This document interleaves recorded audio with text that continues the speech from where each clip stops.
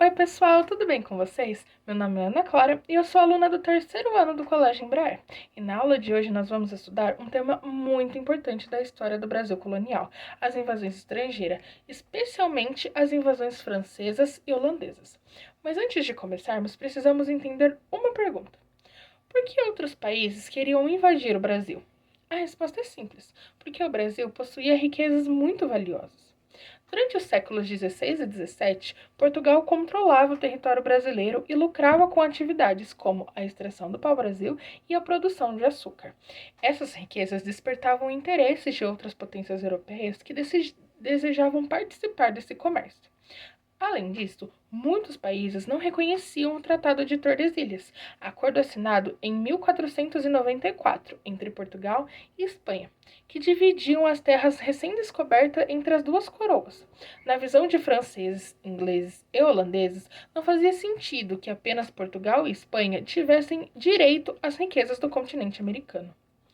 Por isso, franceses e holandeses realizaram diversas tentativas de ocupação do território brasileiro. É importante lembrar que, naquele período, a Europa vivia uma intensa disputa por territórios, mercados consumidores e fontes de riqueza. Quanto mais colônias um país possuísse, maior seria seu poder econômico e político. Dessa forma, controlar partes do Brasil poderia representar enormes vantagens para outras nações europeias. Vamos começar pelos franceses. As primeiras invasões francesas aconteceram ainda no século XVI. Os franceses costumavam frequentar o litoral brasileiro para negociar o pau-brasil com grupos indígenas. Naquela época, a fiscalização portuguesa era limitada. Como o território brasileiro era muito extenso e pouco povoado, embarcações estrangeiras conseguiam chegar ao litoral com relativa facilidade. Os franceses aproveitavam essa situação para realizar comércio sem autorização da coroa portuguesa. Muitos grupos indígenas aceitavam negociar com os franceses, porque recebiam ferramentas, tecidos e outros produtos europeus em troca de trabalho da extração do pau-brasil. Essas alianças ajudaram os franceses a conhecer melhor a região e facilitaram suas tentativas de ocupação. Em 1555, eles realizaram uma tentativa mais ambiciosa, sob a liderança de Nicolas Duran. Os franceses ajuntaram uma colônia chamada França Antártica, na região da Baía de Guanabara, onde atualmente está localizada o Rio de Janeiro. O objetivo era estabelecer uma presença permanente na América e desafiar o domínio português. Além dos interesses econômicos, a França Antártica também possuía motivações religiosas. Naquele período, a Europa vivia conflitos entre católicos e protestantes. Alguns grupos franceses enxergavam a colônia como uma oportunidade para fugir das perseguições religiosas que aconteciam em seu país. Durante alguns anos, os franceses permaneceram na região e fizeram alianças com grupos indígenas, principalmente os tamoios. Essas alianças fortaleceram a presença francesa e dificultaram as tentativas portuguesas de expulsão. Porém, os portugueses reagiram. Com a liderança de Mendes Sá e de seu sobrinho Estácio de Sá, os portugueses iniciaram uma ofensiva contra os invasores.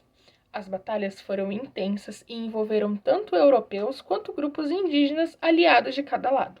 Os portugueses receberam apoio de povos indígenas inimigos dos tamoios, o que foi fundamental para a vitória. Em 1565, fundada a cidade do Rio de Janeiro, justamente foi feita para fortalecer a presença portuguesa na região. A criação da cidade tinha um objetivo estratégico: impedir novas invasões e garantir o controle da Baía de Guanabara, que era considerado uma área de grande importância militar e econômica. Finalmente, em 1567, os franceses foram expulsos e a França Antártica deixou de existir. Mas os franceses não desistiram. No início do século XVII, eles realizaram uma nova tentativa de ocupação, dessa vez na região do atual Maranhão. Em 1612, fundaram a chamada França Equinocial e construíram o Forte de São Luís. O nome São Luís foi dado em homenagem ao rei Luís XIII na França. Curiosamente, a atual capital do Maranhão mantém esse nome até os dias de hoje. Assim como havia ocorrido no Rio de Janeiro, os franceses estabeleceram aliança com grupos indígenas locais, tentaram consolidar sua presença na região, Mais uma vez, os portugueses organizaram uma reação militar. Após alguns conflitos, os franceses foram derrotados e expulsos em 1515. Em 1615. A expulsão dos franceses permitiu que Portugal fortalecesse sua presença no norte do Brasil e ampliasse a ocupação dessa região, considerada estratégica para a defesa da colônia. As invasões holandesas foram mais longas e tiveram um impacto ainda maior na história do Brasil. Para entendê-las, precisamos lembrar que os holandeses participavam do comércio do açúcar brasileiro. Eles financiavam engenhos, transportavam o açúcar para a Europa e lucraram bastante com essa atividade. A Holanda era uma das maiores potências comerciais da época. Seus navios circulavam por diversas partes do mundo e seus comerciantes possuíam grande influência econômica. No entanto, em 1580 ocorreu a União Ibérica, período em que Portugal ficou sob domínio da Espanha. Como a Holanda estava em guerra contra a Espanha, os holandeses perderam muito de seus privilégios comerciais. Sem acesso ao lucrativo comércio açucareiro, decidiram atacar diretamente as áreas produtoras do açúcar no Brasil. A primeira invasão ocorreu no ano de 1624, quando os holandeses conquistaram Salvador, na Bahia. Salvador era a capital do Brasil colonial e possuía enorme importância administrativa e econômica. Por isso, sua conquista representou grande impacto para Portugal. Mas a ocupação durou muito pouco. No ano seguinte, uma força militar luso-espanhola conseguiu expulsar os invasores. Apesar da derrota, os holandeses perceberam que o Nordeste brasileiro continuava sendo um alvo extremamente valioso devido à produção açucareira. Os holandeses, porém, não desistiram. Em 1630, eles atacaram Pernambuco, a principal região produtora do açúcar na colônia. Dessa vez, conseguiram permanecer por muito mais tempo. A resistência portuguesa foi intensa, mas os holandeses conquistaram diversas áreas importantes do Nordeste. Com o passar dos anos, o território controlado pelos invasores chegou a incluir parte dos atuais estados de Pernambuco, Paraíba, Rio Grande do Norte, Ceará e Alagoas. O período mais importante da ocupação holandesa aconteceu durante o governo de Maurício de Nassau, entre 1637 e 1644. Nassau promoveu diversas melhorias urbanas, incentivou a ciência, a arte e a realização de estudos sobre a natureza brasileira. Durante seu governo, artistas, médicos, engenheiros e cientistas foram convidados para estudar a fauna, a flora e os costumes da colônia. Esses registros produzidos pelos estudiosos são extremamente importantes para os historiadores, pois ajudaram a compreender como era o Brasil naquela época. Nassau também ampliou ruas, construiu pontes, incentivou obras públicas e modernizou cidades, especialmente o Recife. Graças a essas transformações, Recife tornou-se uma das cidades mais desenvolvidas da América naquele período. Outro aspecto importante foi a política de tolerância religiosa adotada por Nassau. Diferentemente do que acontecia em muitos locais na Europa, diferentes grupos religiosos puderam praticar sua fé com relativa liberdade durante seu governo. Apesar dessas realizações, a ocupação holandesa enfrentava problemas econômicos, conflito com os proprietários de engenho. Muitos senhores de engenho haviam contraído empréstimo junto aos holandeses e encontravam dificuldades para pagar suas dívidas. Quando Nassau deixou o governo, as tensões aumentaram. A Companhia das Índias Ocidental passou a cobrar dívidas de maneira mais rígida, provocando insatisfação entre os colonos. Os colonos portugueses iniciaram um movimento de resistência contra invasores. Esse processo ficou conhecido como Insurreição Pernambucana. A resistência reuniu portugueses, indígenas e africanos que lutaram juntos contra o domínio holandês. Esse fato é frequentemente lembrado como um dos primeiros momentos de união entre diferentes grupos que habitavam em um território brasileiro.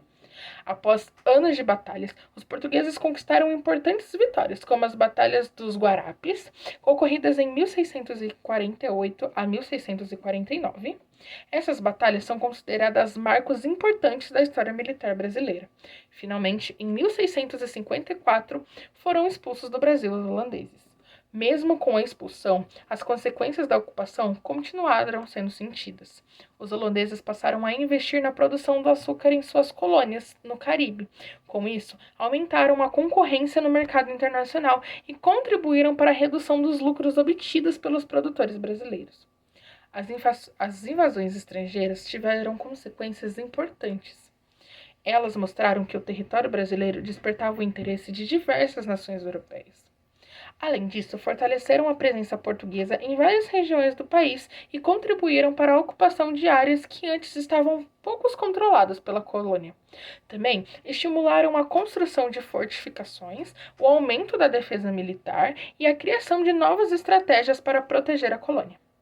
Em resumo, os franceses tentaram ocupar regiões como o Rio de Janeiro e o Maranhão, mas foram derrotados pelos portugueses.